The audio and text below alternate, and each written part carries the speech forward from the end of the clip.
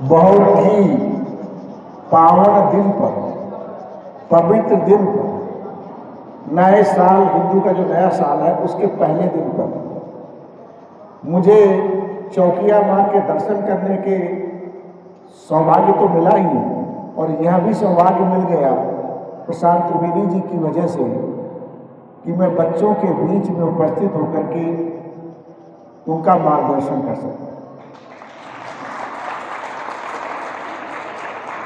मुझे इतनी खुशी हो रही कि मैं बता नहीं सकता हूं, क्योंकि बच्चों के बीच में जाना, उनसे बात करना, ये मेरा प्रिय विषय है। मैं जब पढ़ता था तो आप ही की तरह हम भी थे। जब हाई स्कूल पास कर लिया तो हुआ कि अब कहाँ पढ़ाई करें। तो सुल्तानपुर रोड पे गोसाईगंज एक जगह है, लोग जानते होंगे, वहाँ पर एक रामपाल त्रिवेदी इंटर कॉलेज है, उसमें हाई स्कूल में पढ़ता था। वहाँ साइंस थी नहीं, तो फिर लखनऊ जाना पड़ा, और वहाँ लखनऊ क्रिश्चियन कॉलेज में इंटर में एडमिशन ले लिया। और सब्जेक्ट लिए सबसे कठिन वाले साइंस वाले, फिजिक्स, केमिस्ट्री, मैथ। इसमें मुझे बड़ा मजा आता था। कठिन कठिन कठिन कठिन से जो डरेगा वो आगे नहीं बढ़ेगा, समझ गए? कठिन कठिन से जो डरेगा वो आगे नहीं बढ़ेगा। तो ले लिया। अब गांव का लड़का, मेरा गांव वहां से 18 किलोमीटर दूर था, साइकिल से जाता था, 18 किलोमीटर चला के 18 किलोमीटर लौटता था। तो वहां की पढ़ाई शहर की तरह होती थी, हम गए थे गांव से पढ़ के। तो मुझे लगता था भाई जितने बच्चे हैं मैं इनमें सबसे कमजोर हूं, मुझमें हीन की भावना व्याप्त हो गई। मुझे लगा ये स्कूल मेरे लायक, हम इसके लायक नहीं है। समझ रहे बच्चों? एक राम कुमार मित्तल की फिजिक्स की किताब आती थी, बच्चों को पढ़ी होगी आप लोगों ने। तो जो पढ़ाया गया मैंने भी पढ़ डाला। पढ़ने में तो तेज था, लेकिन दिमाग में लगता था ये बच्चे बड़े बड़े घरों के हैं, ये हमसे तेज है, दिमाग में लगता था। तो पढ़ डाला। महीने में टेस्ट हुआ, इम्तिहान दे दिया। जिस दिन कॉपी दिखाई गई उस दिन मैं नहीं था, अगले दिन जब आया तो मुझे धुआ गया, और धुआ करके फिजिक्स की लैब में खड़ा किया गया। और मेरे टीचर थे, उन्होंने कहा कि भाई दिनेश के सबसे ज्यादा नंबर आए हैं, और जोरदार तालियां बजवा दी और मेरी पीठ थपथपा दी।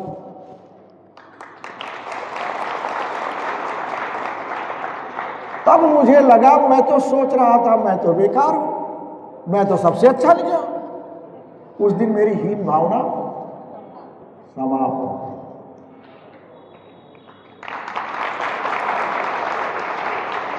और दूसरा क्या हुआ, वो जो पीठ थपथपाई गई थी, गुरु का पीठ पे हाथ रख देना, सार्वजनिक रूप से सम्मान कर देना, जीवन को बदल देता है। फिर भैया वो पीठ जो थपथपाई गई, हम पीछे मुड़ के नहीं देखे, चल पड़े, खूब पढ़े। क्योंकि एक बार सार्वजनिक रूप से पीठ थपथपा गई थी, अब ये तो है नहीं कि दूसरी बार ना थपथपाई जाए दूसरे टेस्ट में। फिर लगा कि अगले में भी फर्स्ट आऊंगा, फिर लग पड़ा। कॉलेज में तो टॉप किया ही, फिर यूनिवर्सिटी गया। हमने कहा सबसे कठिन सब्जेक्ट पढ़ेंगे बीएससी में। मैं इसलिए बता रहा हूं डरना ना पड़े, ये लोग डर जाते हैं ना, कठिन कठिन। अभी फिजिक्स के टीचर मिले थे तो उनसे यही बात की कि सबसे सरल सब्जेक्ट है ये। तो हमने कहा हम लेंगे फिजिक्स, मैथमेटिक्स और स्टैटिस्टिक्स। है कठिन, डरे नहीं ना, डर तो खत्म हो गया था। हमने 3 विषय लिए कड़े कड़े वाले, और पढ़ डालो। बीएससी में 85% मार्क्स, और 3rd पोजीशन पूरी यूनिवर्सिटी में रही। फिर आई एमएससी की बात। मैं इसलिए बता रहा हूं कि तुम डरो ना बस। हम नहीं डरे, हम तो गांव से निकल के चले थे, तो तुम काहे के डरोगे? समझ रहे हो ना?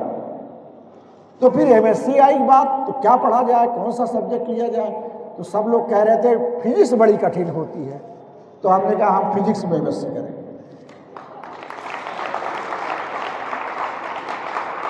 हमने फिजिक्स ले डाली, उसमें भी बीएससी ऑनर्स किया, टॉप किया, फिर एमएससी स्पेशल किया, टॉप किया। हमने कहा पढ़ेंगे तो कठिन, तो कठिन से जो डरेगा वो आगे नहीं बढ़ेगा। तो आज से कठिन से डरेगा तो नहीं कोई,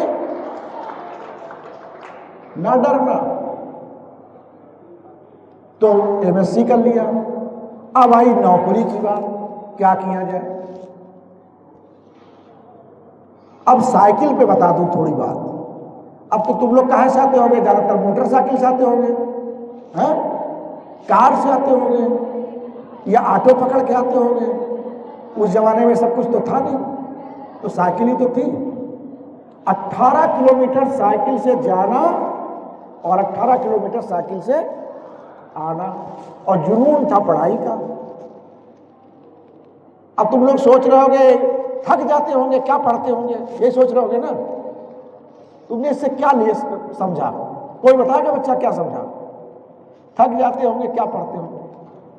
3 घंटे साइकिलिंग, और वो साइकिलिंग भी मेरे जीवन को बदलने में साइकिलिंग का बहुत बड़ा योगदान। एक तो शरीर स्वस्थ रहा, शरीर भी स्वस्थ रहा, एक्सरसाइज योगा करने की जरूरत नहीं पड़ी। दूसरा, बच्चों जब साइकिल आप चलाते हो, जो लोग साइकिल चलाते हैं जानते हैं उनका कंसंट्रेशन कहाँ रहता है, उनका दिमाग जानते हैं उनका कंसंट्रेशन कहाँ रहता है, उनका दिमाग नहीं चलता है, वो केवल सामने देखते हैं। तो मैं सामने आंखों से देखता था, और दिमाग कहाँ रहता था, पढ़ाई पर। 1.5 घंटा सुबह एक्स्ट्रा पढ़ाई और 1.5 घंटा लौटते में पढ़ाई, तो कितने घंटे एक्स्ट्रा पढ़ा हमने, बताओ भाई। 3 घंटे एक्स्ट्रा पढ़ा ना। और 3 घंटे जाने के टाइम क्या पढ़ते थे कि आज क्या क्या पढ़ाया जाएगा, उसको याद करते थे कि आज वो मास्टर साहब ये पढ़ाएंगे, इसमें ये है, इसमें ये है, इसमें ये है। तो 1.5 घंटे हमारा रिवाइज हो गया। जब क्लास बैठे तो तन के बैठे, जो मास्टर पढ़ाए वो तो हमको आता ही था, समझ रहे हो ना। तो 1.5 घंटे का फायदा हमको क्या मिला, स्वास्थ्य भी ठीक और 1.5 घंटे की एक्स्ट्रा पढ़ाई। अब लौटते समय क्या करते थे, साइकिल तो चली रही ना, वो तो आंखों से देख के हाथ पकड़ चलाना, दिमाग थोड़ी चलाना है कि दिमाग चलाओ। 1.5 घंटे में वो सब रिवाइज करते थे जो मास्टरों ने पढ़ाया दिन भर में। और कैसे करते थे कि फला फला, ये स्क्वायर फला, रूट फला, इसके बाद ये वाला स्टेप, इसके बाद ये वाला, इसके बाद ये। अगर मान लो भूल गए रिवाइज करने में, तो घर बस्ता फेंकते नहीं थे, पहले बस्ता खोलते थे, उस सवाल को देखते थे कि हम जो रिवाइज कर रहे थे कहाँ गड़बड़ हो रहा। तो 3 घंटे मुझे एक्स्ट्रा पढ़ाई का जीवन में मिला। अब समझ गए साइकिल का योगदान जीवन में मेरे क्या है, क्यों। तो घबराना नहीं है, उसी में अवसर तलाश करना है। जो चीज आपके पास है उसी में अवसर तलाश करना, ये एक रास्ता होगा। अब भाई नौकरी की तलाश में निकल पड़े, तो नौकरी भी बचपन में किसको पता होता कौन सी नौकरी कैसे मिलेगी, नहीं पता होता ना, तुम लोगों को भी नहीं पता होगा। अब तो गूगल का जमाना है, यूट्यूब पे जाओगे सब पता चल जाएगा कि ये वाली नौकरी कैसे मिलेगी, इसके लिए क्या पढ़ना है, क्या देखना। उस जमाने में कुछ पता था, हमारे माँ बाप को तो कुछ पता ही ना था कि क्या बताना बच्चे को। लेकिन क्या हुआ, एक दिन हम अपनी तहसील गए थे, तो तहसील में चूना ऊना लगा हुआ था। 12 बजे के आसपास एसडीएम साहिबा, एक जौहरा चटर्जी थी, वो आई, हाल गाड़ी का बजा, धाड़ धाड़ इधर भागे उधर भागे, सब बिल्कुल फिट। तब देखा भाई एसडीएम का इतना जलवा, समझ रहे हो बच्चों। तो मैंने सोचा फिर ये नौकरी क्यों ना की जाए, समझ रहे हो। वहां से मुझे प्रेरणा मिली कि मुझे ये वाली नौकरी करनी है। तो ले लो प्रेरणा, संकल्प ले लो, वही बन जाओगे। कोई चीज कठिन है, कोई कठिन वठिन नहीं है। जज्बा बनाना पड़ेगा, संकल्प लेना पड़ेगा, और सिद्धि कैसे होगी उस रास्ते को देखना पड़ेगा और उसी रास्ते पे चलना पड़ेगा। अभी मान लो आपको कलेक्ट्रेट तक जाना हो तो मालूम है कि यहां से कलेक्ट्रेट का ये रास्ता है, इतनी दूर है, ऐसे जा सकते हैं, ठीक, तो पहुंच जाओगे। कहां कठिन है। इसी तरह पढ़ाई नौकरी में भी है। एक चीज तय तो करो कि मुझे किस रास्ते में जाना है। आपकी फील्ड कुछ भी हो सकती है, नौकरी की भी फील्ड हो सकती है। जैसे कुछ बच्चे बहुत अच्छा गा रहे हैं, ये भी तो बहुत बड़ी फील्ड है। एक बार गायक बन गए, नाम हो गया तो देखो क्या हाल होते हैं, सब पीछे पीछे भागते हैं। इनके साथ एक फोटो हो जाए गायक साहब के साथ, क्यों भाई नहीं। इसी तरह एक लड़की ने अभी भाषण बड़ा अच्छा दिया था, नेता बन गए, फिर देखो मंत्री बन गए, कैसे भागेंगे। कोई फील्ड छोटी बड़ी नहीं है। मनी दुकान ही करना चाहते हो, जो जोश जुनून और संकल्प के साथ आप व्यवसाय करो, उसमें आप आगे बढ़ जाओगे। हर फील्ड का अपना महत्व है, हर फील्ड का अपना महत्व है। एक तो मैंने आपको ये रास्ता बता दिया, तो कोई डरेगा तो नहीं बच्चा? उधर वाले बताएं, डरेंगे तो नहीं? किसी विषय से डरेंगे तो नहीं? जिससे डरते हो उसी के पीछे पड़ जाओ। क्यों भाई?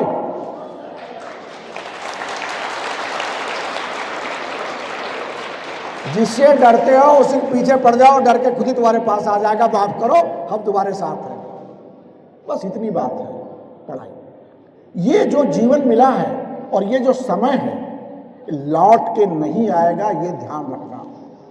इसमें केवल आपके पास एक काम है, पढ़ना, पढ़ना और संकल्प जो लिया है उस रास्ते पर चलना है। कोई काम आपको चिंता नहीं है कि खाना घर में कैसे बनेगा, कौन आ रहा कौन जा रहा, ये सब माँ बाप आपकी चिंता कर रहे हैं। ये चिंता जब बड़े हो जाओगे तब आपको करनी है। लेकिन आज एक ही बात आपके पास होनी चाहिए, संकल्प क्या है आपको उस रास्ते पर चलने के लिए? केवल पढ़ना, पढ़ना, पढ़ना। बात सही है? अगर बात सही है तो ताली तो बजा दो एक बार।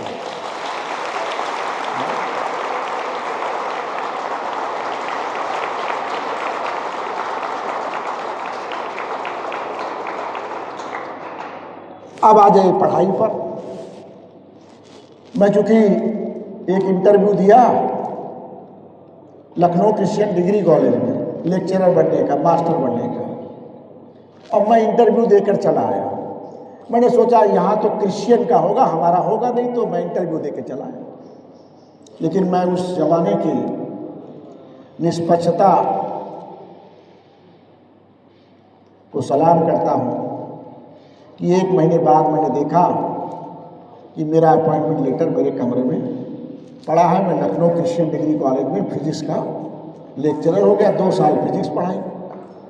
अच्छा, जब पढ़ाते थे ना, यहाँ बैठे हैं फिजिक्स के लेक्चर, जब पढ़ाते थे तो पढ़ना पड़ता था कि कहीं किसी बच्चे ने कोई सवाल पूछ दिया ना बता पाए, पड़ता था कि कहीं किसी बच्चे ने कोई सवाल पूछ दिया ना बता पाए तो बेइज्जती हो जाएगी। तो पढ़ना पड़ता था, पूरी तैयारी करनी पड़ती थी। तो मेरे जो सब्जेक्ट एमएससी तक थे पढ़ा था, इस पढ़ाने के चक्कर में मेरा विषय और मजबूत हो गया, क्योंकि मैं पढ़ता था, बार बार लिख के देखता था कि बच्चे कोई सवाल पूछ सकते हैं और क्या पूछे ना बताए तो हंसाई हो जाए क्लास में। तो भाई मास्टर की बड़ी मजबूरी होती है वाली। इस चक्कर में मेरे सब्जेक्ट और मजबूत हो गए बच्चों को पढ़ाने के चक्कर। डिग्री के बच्चों को पढ़ाना कोई आसान है क्या भाई? तुम क्या समझते हो मास्टर साहब पढ़ के नहीं आते? सब पढ़ के आते, तैयारी करके आते। आज बच्चों को ये पढ़ाना है, और जो नहीं आता है इसका मतलब भाई उसे बहुत आता होगा। तो उसका लाभ भी मुझे अपने जीवन में मिला कि मैं पीसीएस की परीक्षा दिया और सबसे ज़्यादा नंबर उत्तर प्रदेश में लिखित परीक्षा में मेरे आ गए।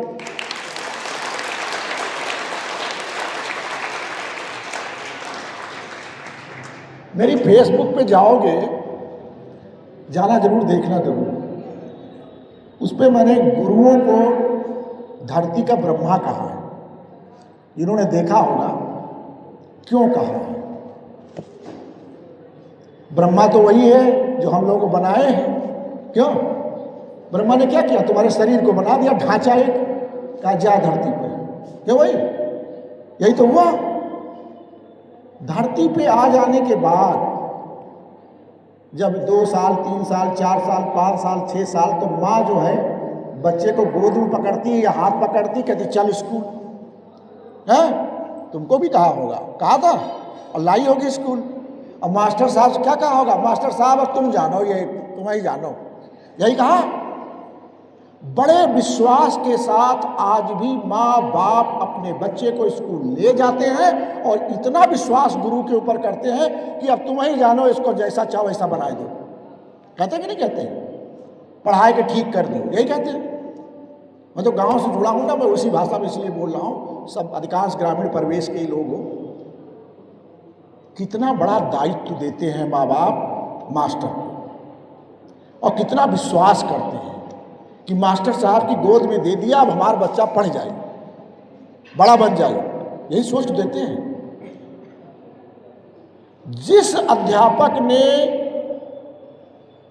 उस बच्चे को अपने बच्चे के समान समझ लिया, वो असली गुरु वही है। और तो मास्टर की नौकरी है, और तो मास्टर की नौकरी है। समझ गए बच्चों? मैं केवल यही लोगों को, मास्टरों को, मैंने शिक्षा विभाग में बहुत काम किया है, लोगों को बहुत समझाया। यहाँ भी मास्टरों के साथ बैठता था और यही चीज़ समझाता था, बन जाओ एक बार गुरु। ईश्वर ने जो पद आपको दिया, इससे बड़ा पद ना डीएम है ना कमिश्नर है, इससे बड़ा पद है ही नहीं। हमको भी किसी गुरु ने बनाया है, मैं किसी गुरु का ही बनाया हूं। ना उस गुरु ने मेरी पीठ थपथपाई होती, ना सार्वजनिक रूप से मैं सम्मानित किया होता, तो शायद मैं यहां पर नहीं होता। लेकिन गुरु थे, वो ब्रह्मा थे हमारे लिए। मुझे ढाल दिया उन्होंने, ढाल दिया।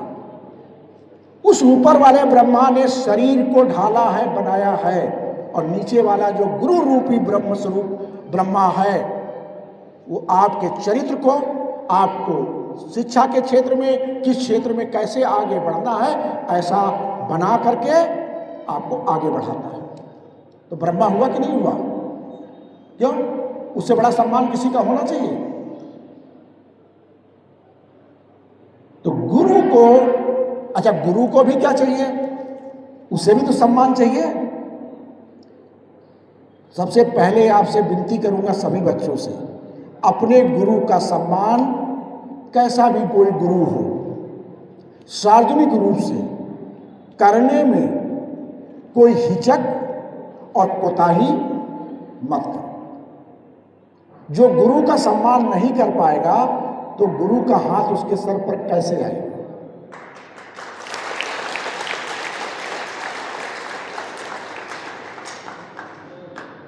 विनम्र रह करके अपने गुरु के चरणों में पड़ करके उसका आशीर्वाद प्राप्त करके आगे बढ़ सकते हैं। मैं यहाँ पर भी प्राइमरी के अध्यापकों को जब बुलाता था, तो मेरे जीवन की जो घटना है मैंने अभी तक अपने जीवन में उतारी है, और वो घटना वही पीठ थपथपाने वाली और आशीर्वाद देने वाली। तो मैं मास्टरों को कहता था यहाँ कि आप जो कमजोर बच्चे हैं, एक बार उनको आगे वाली सीट पर बैठा दो, उनका डर खत्म करो।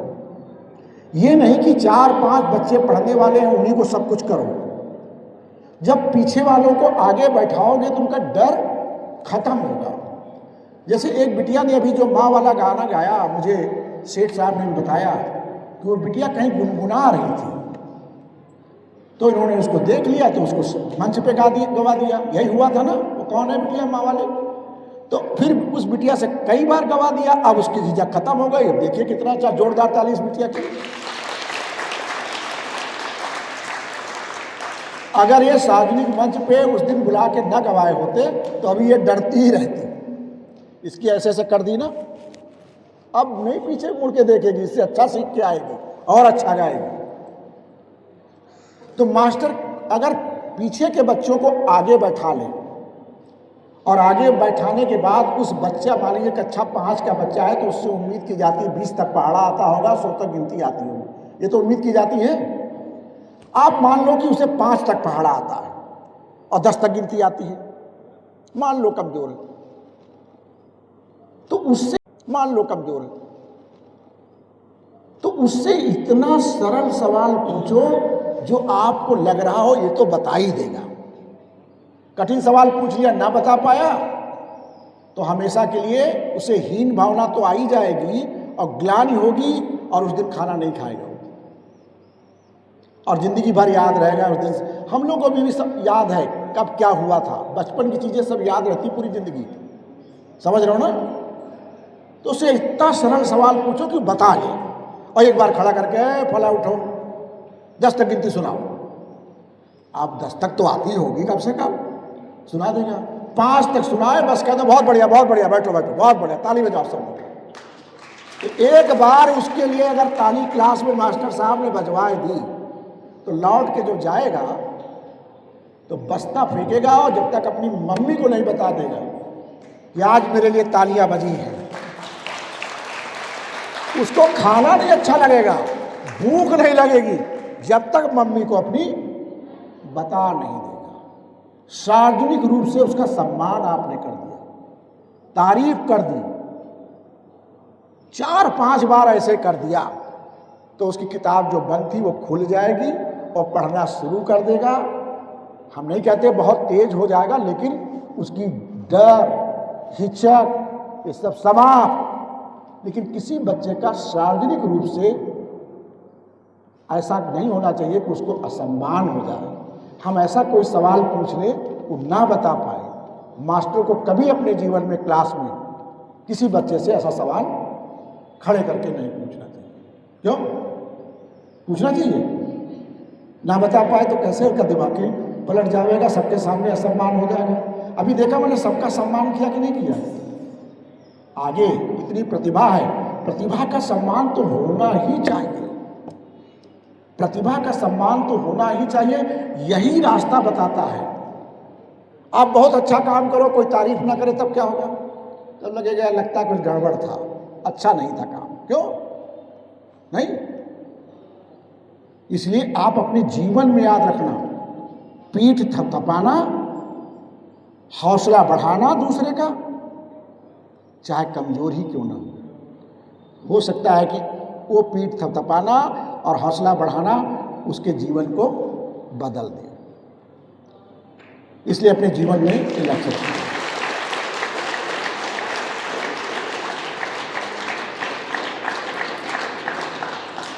बहुत सारी चीज़ें हैं लेकिन समय ज़्यादा नहीं लूँगा, कुछ तो बात करूँगा ही।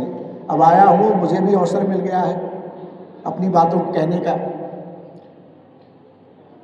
मैं भी एक गांव से चला, कोई मार्गदर्शन नहीं, कोई नहीं, कुछ नहीं पता। वही जीप आते हुए एसडीएम की देख ली, वही संकल्प हो गया, वो पूरा हो गया और यहाँ तक पहुँच गया। 4 जिलों का कलेक्टर रह लिया, मुजफ्फरनगर, सोनभद्र, बदायूं, जौनपुर, और यहीं प्रमोशन हो गया, कमिश्नर हो गया। 2 साल कमिश्नर भी रह लिया, रिटायर हो गया। अभी भगदड़ हुई, जो जुडिशियल इंक्वायरी कमीशन बना उसका मेंबर हूँ, वो भी जांच कर रहा हूँ भगदड़ का वहाँ। बड़ा सौभाग्यशाली हूँ कि सेठ साहब से 2016 में खरड़ इंटर कॉलेज में थे मुजफ्फरनगर, जब मैं वहाँ का डीएम था, और मैंने इनको सम्मानित किया था। मैं तो खैर याद नहीं रहा, आज ये फोटो सहित लाइव प्रूफ कि आपने मुझे सम्मानित किया था, उस फोटो का ये सम्मान वाला फोटो गायब नहीं होगा। ये सम्मान वाला फोटो, पीठ थपथपाने वाला फोटो गायब नहीं होगा। इसलिए मैंने कहा लोगों का सम्मान करते रहिए, हौसला बढ़ाते रहिए, संकल्प लेकर के सिद्धि करिए। कभी मत सोचिएगा मेरी तरह हीन भावना कभी मत लाइएगा। अगर आए तो ताकत बढ़ा के और पढ़ लेना कि हमें पछाड़ना है इसको बस। कमजोर हम किसी से नहीं है और कोई सब्जेक्ट कठिन नहीं, कोई सब्जेक्ट कठिन नहीं। शिक्षा के बारे में मैंने आपको बताया, आपको आगे बढ़ने का रास्ता बताया। संस्कार बहुत जरूरी है। संस्कार, बड़ों का सम्मान सबसे पहले उसमें आता है। क्यों? अपने घर में तो लोगों के चरण छूने ही हैं। रास्ते में कोई मिल जाए उसको नमस्ते करने में कोई खर्च हो रहा? भैया कोई खर्च तो नहीं होगा कि रास्ते में कोई मिल गया उसको नमस्ते कर लिया, पैर छू लिया? बताओ भाई बच्चों, कोई खर्च होगा? अच्छा, अगर उसको नमस्ते कर लिया, पैर छू लिया, तो क्या कहेगा वो? खुश रहो, यही तो कहेगा, आशीर्वाद ही तो देगा। लिया कुछ नहीं, दे सब कुछ देगा उसको। और दूसरा, उसके दिमाग में आपके प्रति एक भावना बन जाएगी, देखो फला का बच्चा है, बड़ा अच्छा है, फला का बच्चा बड़ा अच्छा है। अगर नमस्ते नहीं करोगे, दूसरे ने नमस्ते करता है, तो कहेंगे देखो वो लड़का अच्छा है, वो बेकार है नहीं? अच्छा, खर्च जब नहीं हो रहा तो कर लो ना, भले आपके माँ बाप की उसके परिवार से लड़ाई झगड़ा हो, आपसे क्या मतलब? आपको नमस्ते करने में क्या जा रहा है? तो मैं आज विनती करूंगा, क्योंकि आपसे तो कर ही सकता हूं, आज मैं अधिकार के तौर पे करूंगा कि अपने माँ बाप के चरणों को छूना, रास्ते में मिल गए लोगों को नमस्कार करना, चरण छूना, जैसी परिस्थिति हो उनको सम्मान देना, और गुरुओं को आते सबसे पहले चरण छूना, नमस्कार करना, उनका आशीर्वाद प्राप्त करना। ये 3 काम जीवन में कर लेना।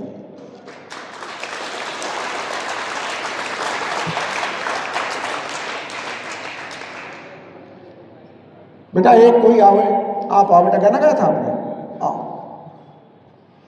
अपने प्रशांत त्रिवेदी जी के चरण छू के दिखाओ, कैसे छूओगे? आओ त्रिवेदी जरा आ जाओ इधर। मैं सिटी में स्टेट मेरठ था तब सिखाया था इसका मतलब। 2 बातें इस अच्छे ने की, एक बार और ताली बजाओ भाई इसके लिए।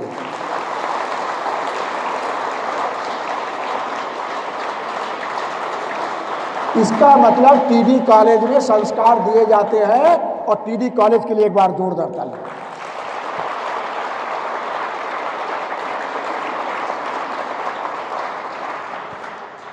साइंस के बच्चे हैं, वो जानते हैं, प्लस माइनस सब जानते हैं, हाई एनर्जी लोअर एनर्जी का मामला जानते हैं। गुरु के पास उससे ज़्यादा ही ऊर्जा होगी? नहीं होगी, वो कम होगी, ज़्यादा होगी? ज़्यादा। तो ऊर्जा किधर से किधर चलेगी? गुरु जी की तरफ से शिष्य की तरफ चली। लेकिन शिष्य ने अगर छुआ होगा तभी तो पूरा सर्किट पूरा होगा, तभी तो ऊर्जा जाएगी। तो उसने क्या किया? दोनों चरण छुए तो सर्किट पूरा हो गया, और गुरु जी की ऊर्जा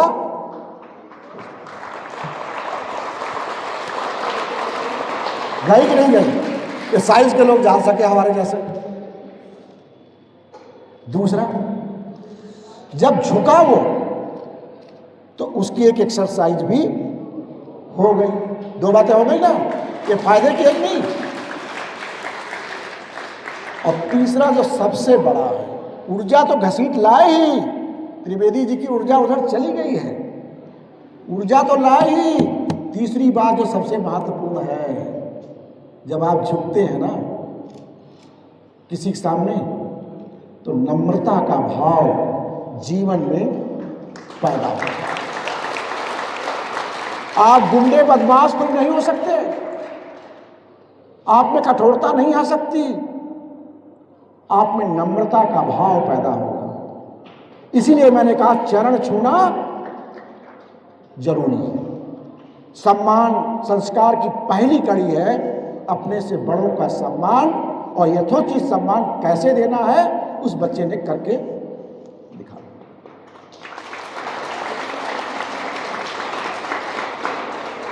अब एक हाथ से कोई पैर तो नहीं छुएगा, एक हाथ वाला ऐसे वाला दूर दूर छुए ना, टच ही ना करें। इसी तरह जब हाथ मिलाने का बराबरी वाले से हाथ मिलाते हो, ये जो चला है ना हाय हाय बाय बाय चला है ना, ये सब बेकार है। हाथ जब मिलाते हो तो दो बिटिया हाथ मिलाओ, देखे कैसे मिलाओगे? खड़े हो जाओ दोनों, तुम दोनों खड़े हो, हाथ मिलाओ, दोनों खड़े हो जाओ। तो कोई डरना नहीं, हाथ ही तो मिलाना है। हम देखना चाहते कैसे मिलाओगे। वाह, जोरदार तालियां इस बिटिया के लिए। बस इस बिटिया ने क्या किया मालूम है? धर दबोचा हाथ को,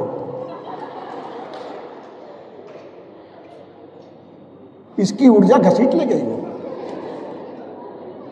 समझ गए? कभी प्रधानमंत्री जी को हाथ मिलाते देखा आपने? ऐसे जबरदस्ती पकड़े रहते बड़ी देर तक उधर वाले की। अब हमको लगता है संस्कार में ये भी एक बड़ा कदम है। आप हलो हलो करेंगे तो उसमें आत्मीयता नहीं आती है। इस हाथ मिलाने में, देर तक हाथ मिलाने में, पकड़ लेने में आत्मीयता का भाव भी पैदा होता है। तो ये गुण ये हमने बता दिया। इसके अलावा जो आप अपने लिए समझते ये होना चाहिए वही दूसरों के लिए कर दीजिए। क्यों? अपने लिए तो कुछ समझते हो और दूसरों के लिए कुछ करते हो। ये भी एक संस्कार का विषय है। आप मान लीजिए कार से जा रहे हो, अब मम्मी पापा सबने क्या किया, कार सड़क पे खड़ी कर दी है और चले गए। अब दूसरा उसमें जाम में फंस रहा है, आपकी वजह से फंस रहा है ना। आपकी गाड़ी सड़क पे खड़ी है, इसलिए दूसरी गाड़ियां निकल नहीं पा रही हैं, वो दुकान में घुसे शॉपिंग हो रही है। तो जिसकी गाड़ी फंसी हो गुस्सा आएगा कि नहीं आएगा? मान लो दूसरा कोई खड़ा हो गया करके गया होता, आपकी फंसी होती, तो आपको गुस्सा आता कि नहीं आता? तो जिस चीज पर आपको गुस्सा आ रहा है वो चीज दूसरों के लिए आप क्यों कष्ट दे रहे हो? तो जीवन में इस चीज को भी ध्यान रखो कि हम ऐसा कोई कृत्य नहीं करेंगे कि जिस कृत्य करने से हमको गुस्सा खुद आ रहा हो वो हम दूसरे को कष्ट दें।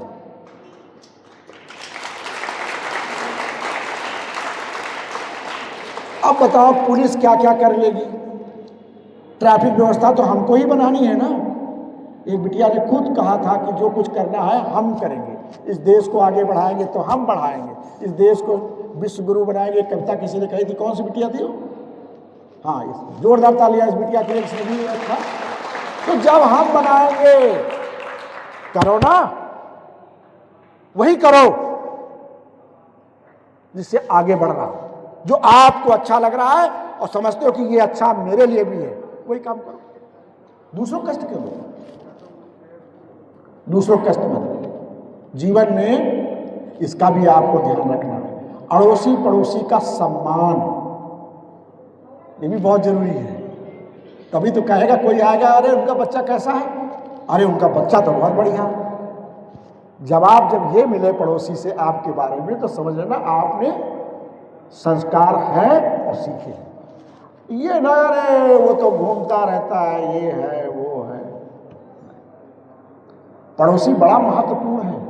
तभी मैंने कहा था चलते फिरते नमस्ते कर लियो, कहा था ना। आपके बारे में जो धारणा बनाता है वो आपका अड़ोसी पड़ोसी है और वही आपकी चीजें फैलाता है। तो जैसा आचरण करोगे वही तो बताएगा वो। इसलिए उसके प्रति भी आपका आचरण अच्छा ही नहीं बहुत अच्छा होना चाहिए, भले आपके माँ बाप के रिश्ते उस परिवार से अच्छे हों। पढ़ाई सब्जेक्ट कोई भी ले लिया, गूगल पर सब कुछ आज की तारीख पर उपलब्ध है। हम लोगों के जमाने में कुछ नहीं था।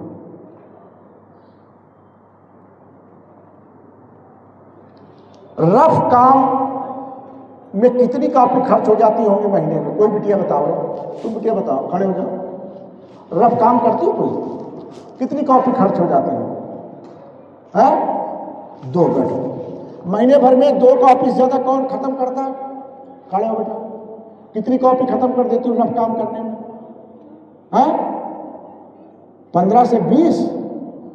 बैठो बेटा। और कौन है? ये कितने कॉपी क्यों खराब कर देती हो, पैसे खर्च करती हूँ माँ बाप के। इधर आओ बेटा, ये तो भाई ज्यादा है, इधर आओ।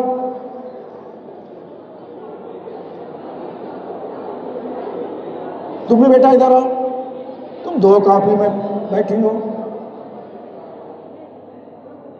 अब इधर के लड़के बताएंगे कि ये लड़की अच्छा करती है कि ये करती है अच्छा।